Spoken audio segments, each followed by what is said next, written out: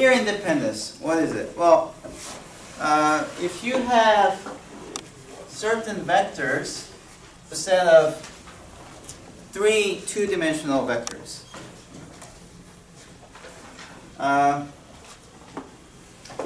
we say in this case this is redundant. Oh, this is not, let me put it quotes because that's not, because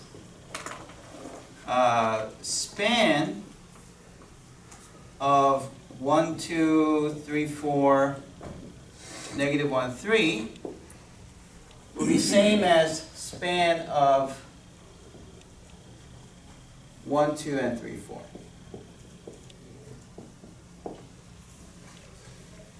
Okay, we did span last time, so do you remember what it was? It's like all collection of all linear combinations. Now 1, 2, and 3, 4, if you draw the picture, 1, 2 is this vector, and then 3, 4 is something like this vector. So this is 1, 2, and this is 3, 4. Now because they're pointing in different directions in space, in the plane, you can take any point and then you can like represent that as a linear combination of these two things. How would you do that? It's a bit tough, but I think you can go all the way there and then come back parallel to here. And so it's some multiple of this plus a negative multiple of this, so that it comes back so that you can reach that point. Right? So you can reach any point in the plane by taking some multiple of this plus a multiple of that. Right? So you really don't need this third one. This third one is something that you can do without. You can even see that by representing negative 1, 3 as a linear combination of 1, 2, and 3, 4. Because let's see, if you have 1, 2, and 3, 4, what linear combination gives me negative 1 and 3? Well, it's a bit tricky, but I can multiply the inverse to this one. So inverse is negative 1 over 2. 4 and 1 switches, and then 3 and 2 are negated. Negative 1 and 3. Let's see. It's this times this, which is negative 4 minus 9, negative 13, or positive 13 over 2, positive 2, 5, negative 5 over 2. So this calculation quickly shows you that 13 over 2 times 1, 2 minus 5 over 2 times 3, 4 would be equal to negative 1, 3. Is that right? Let's see. Minus 15 plus 13 over 2. Yeah, you get negative 1. Negative 4 times negative 5, negative 20. 2 cancels us. 13 minus 10 gives you 3. So that's right. Okay. So you can see that I represented this third vector as a linear combination of the first two, so that this is not necessary. So this is redundant. Do you agree? Right? When you try to express any other vector in space, these two are enough. Right? This third one is redundant. Okay? Whereas you can't reduce any more, because if you take any one of these two away, then you just have one dimension that you can express. The other points you can't express, right? So this is no longer redundant. Is that okay?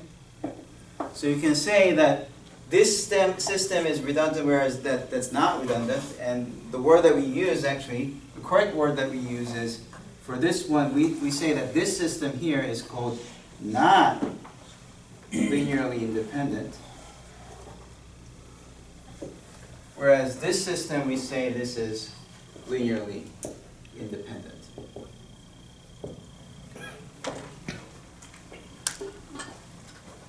Okay, so that's like the first way of understanding what linear independence is. Let me give you another way of understanding this.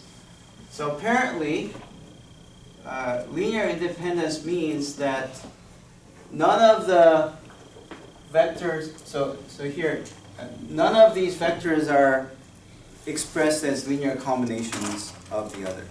Okay. So here's the idea. If any vector in the list can be expressed as a linear combination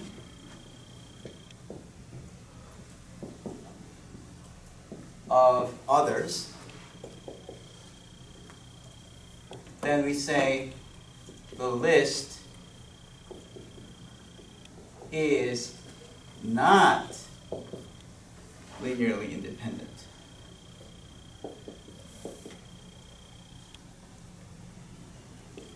Or we say there's a linear dependence in the list. One vector can be, one of the things in the list can be represented as the other ones. If I write it like that, this seems to single out a few vectors that are redundant, but if you have a system that's redundant, any one of them could be reduced, taken away, and you will get an independent system. So instead of taking this one out, you can also say, you can drop the first vector 1, 2, and having these two will be a linearly independent set. Right? Because you can represent this one as some linear combination of these two. Something times this plus something times that, that's the linear combination. You can represent this one. I'll have to do the calculation, but there will be definitely numbers there. So let's try to formalize this as a statement. And that requires some work. The work is that linear dependence of a list U1, U2, let's say UN.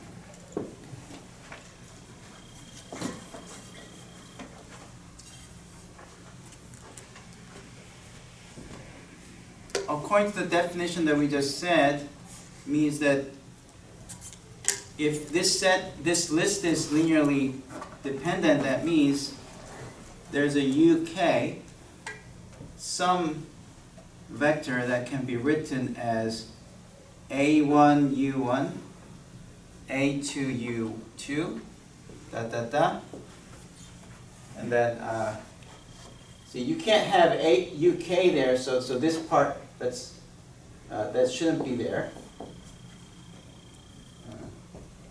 That shouldn't be there. UK is not there, but then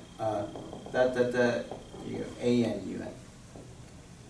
So if there is a set of numbers A1, A2 through AN, excluding the AK, if there is such a thing, then we say this is linearly dependent.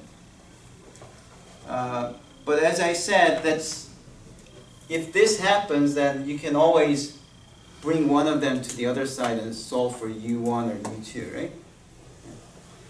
Okay, so this condition seems to be not symmetric, but it is actually symmetric.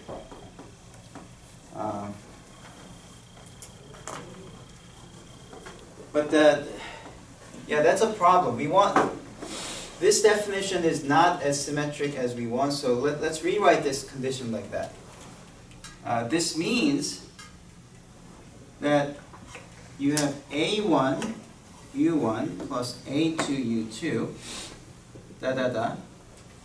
and you have AK minus 1 UK plus negative 1 times UK plus AK plus 1 UK plus 1, AN, UN equals to 0.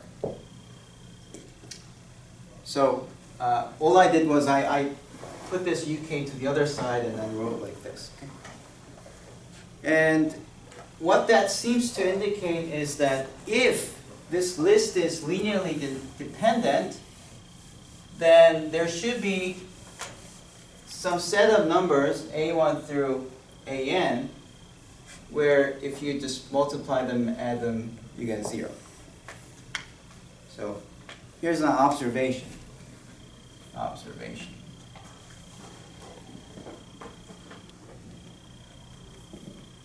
If u1 through un is linearly dependent,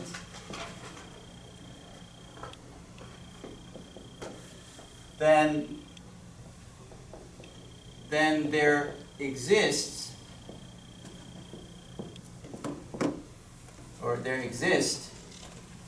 a1, a2, an such that a1 u1 plus a2 u2 until an un is equal to 0.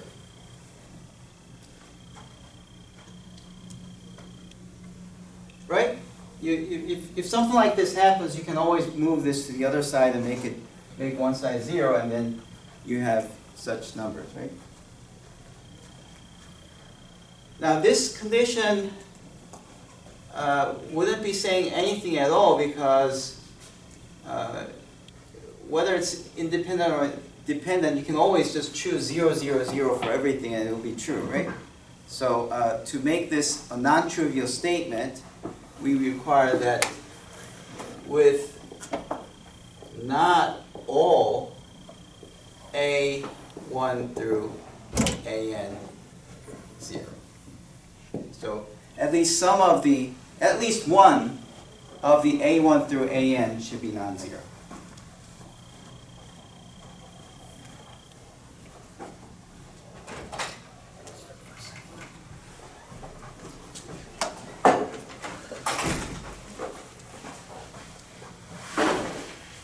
Yeah, is this okay? This definition okay?